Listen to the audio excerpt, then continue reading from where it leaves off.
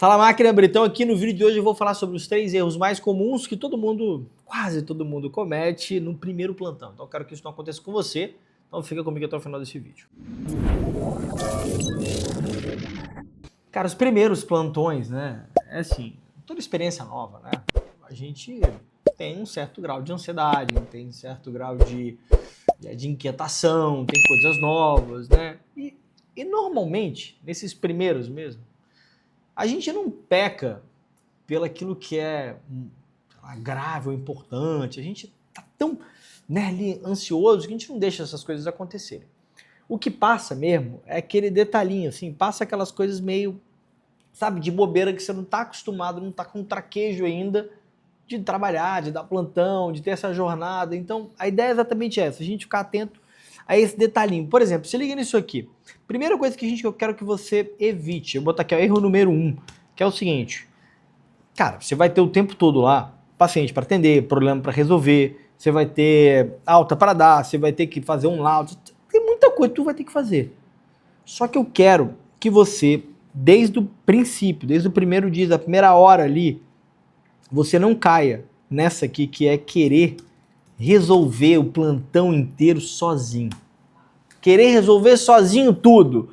Eu vou resolver, não, sabe, você tá tão ali empolgado, você tá tão, cara, firme, focado em fazer um bom serviço que você tá ligando pro gestor, ele liga pro parecer, ele liga pro cirurgião, que liga pro anestesista, que manda mensagem para não sei quem. Cara, isso acaba gerando um desgaste emocional muito grande, um desgaste físico muito grande. Não, Britão, mas tá mandando eu ficar sossegado lá? Não, não tô falando disso não. Eu tô falando do seguinte, tem coisas que não estão na sua alçada, deixa para quem é devida a competência de resolver. Então imagina se você ficar ligando pro convênio para você reclamar porque o que você está pedindo não está sendo autorizado. Você pode fazer isso como médico? Pode, você pode. Mas você também pode fazer uma carta de recomendação, um laudo, né, explicando exatamente o motivo e encaminhar para que a pessoa responsável por fazer essa autorização proceda ao atendimento. Então, um detalhe aqui, um exemplo, mas uma coisa que eu já fiz, e claro, algumas vezes a gente acaba precisa fazer, mas se eu parasse para fazer isso para todo mundo, e todas as vezes que eu tivesse algum exame, algum pedido que fosse negado por convênio, eu realmente não conseguiria resolver este problema. Eu teria que fazer só isso dentro do hospital. Show? Beleza? Essa é muito boa. Próximo ponto. Erro número 2. Esse aqui, ele pode gerar um prejuízo. Ele pode gerar um prejuízo aqui. Que normalmente por essa grande energia, estabilidade, ansiedade desses primeiros momentos, corre o risco de você esquecer de checar. Checar o quê? Checar uma prescrição, checar um exame, checar o resultado, checar uma ligação, checar um paciente, checar... Cara, o que eu tô querendo dizer com isso? Você tá lá resolvendo tanta coisa. Aí você pediu para um paciente, por exemplo, fazer alguma certa medicação, porque a porta estava muito cheia, então você estava com um paciente com uma cólica renal, já fez isso várias vezes, chamou o paciente com a cólica renal na frente, medicou, né, fez uma breve anamnese, medicou para ele melhorar da crise e você falou que depois ia examinar. Aí você esquece. Né? Você chegou para uma paciente e disse que ia ligar, por exemplo, para o médico dela, para pedir se havia alguma indicação além daquele antibiótico na hora da internação de uma paciente que ia operar e você esqueceu de ligar. Você pediu, por exemplo, para que o laboratório repetisse, por exemplo, o dedímero, só que você esqueceu de chamar essa paciente. E você não esqueceu porque você está à toa, mexendo no telefone, e aí você está voando. Não, é porque tem tanta coisa acontecendo, são tantas coisas no primeiro dia, que isso pode, né, acabar ficando ali no segundo plano, porque sempre tem alguma coisa mais importante, mais urgente. Qual que é o segredo disso aqui? Ó? Vamos lá, vamos voltar para a tela aqui. Ó. Prioridades. Muito do nosso trabalho no plantão é fazer uma gestão de risco. E gestão de risco, para você conseguir fazer ela de modo eficiente, precisa que você tenha uma tabela, ou seja, precisa que você consiga visualizar isso o tempo todo. Você não pode imaginar que você vai conseguir fazer uma gestão completa de prioridades, elencar quem é primeiro e quem é segundo, se você não está o tempo todo olhando. Então a grande sacada para isso aqui no início, eu aprendi isso na época da residência, no sistema bola, né? O sistema bola nada mais é do que você fazer uma bolinha e escrever alguma coisa que você precisa fazer checar potássio dentro daquela folhinha de receituário que está lá no escritório, que está lá no seu consultório. Assim que você fizer, você vai na bolinha, dá um risco nela, né? Faz um tracinho nela assim, isso significa que você já fez. O tempo todo você tem aquele controle na sua mão. No início isso é uma maravilha, isso ajuda pra caramba, pra caramba, pra caramba. Beleza? Tamo junto?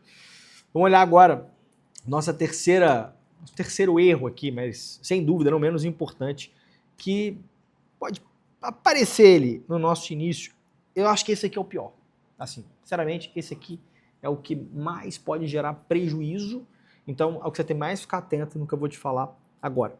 Que é o seguinte, qualquer paciente que está no pronto-socorro, lembra dessa frase aqui, ó. Se puder, anota. Faz uma tatuagem. Não, mas tatuagem de rena, aquela que sai, tá? Não piora do nada. Paciente não piora do nada. Não existe esse negócio de repente, o paciente piorou. Doutor, eu estava atendendo lá, e aí, de repente, o paciente está taquicárdico, de repente, ele está com falta de ar, de repente, ele está... Não, essas coisas não acontecem. Ninguém piora do nada. O que aconteceu, de fato? Houve alguma coisa que ficou para trás.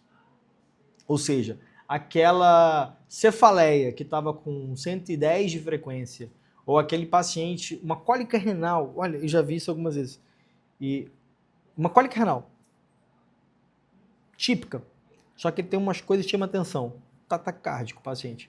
Ah, tudo bem, pode ser pela dor? Olha, tudo bem, pode ser. Mas imagina se você simplesmente medica esse paciente e libera. Esse paciente pode voltar algumas vezes pior. Por quê? Taquicardia é um sinal precoce de infecção. Esse paciente pode estar fazendo o quê? Uma pielonefrite obstrutiva por heterolitíase, por exemplo. Não é um caso raro. Então, normalmente, algo foi deixado para lá.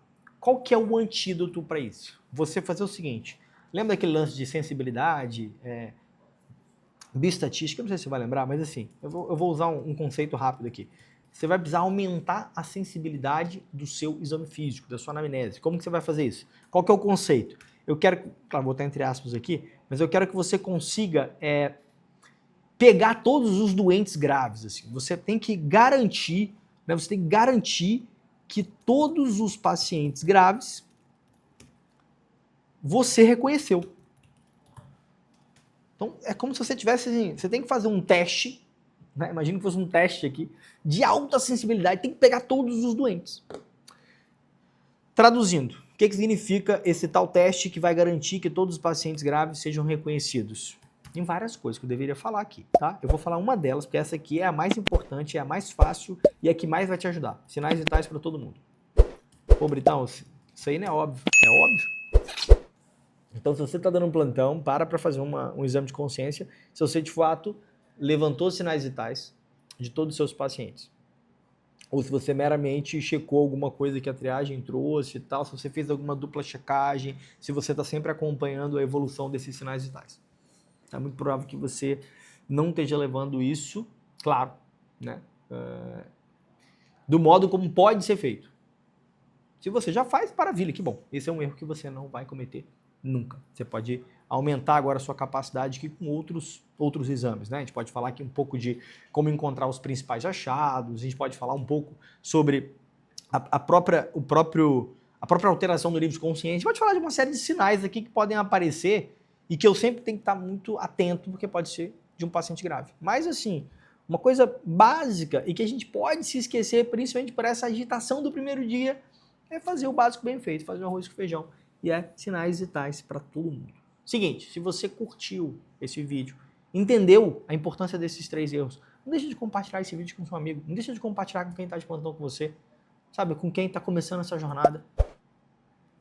E outra coisa, manda aqui nos comentários, o que você acha que vale a pena, né? Qual dica você daria para alguém que está dando o seu primeiro plantão. A gente se vê.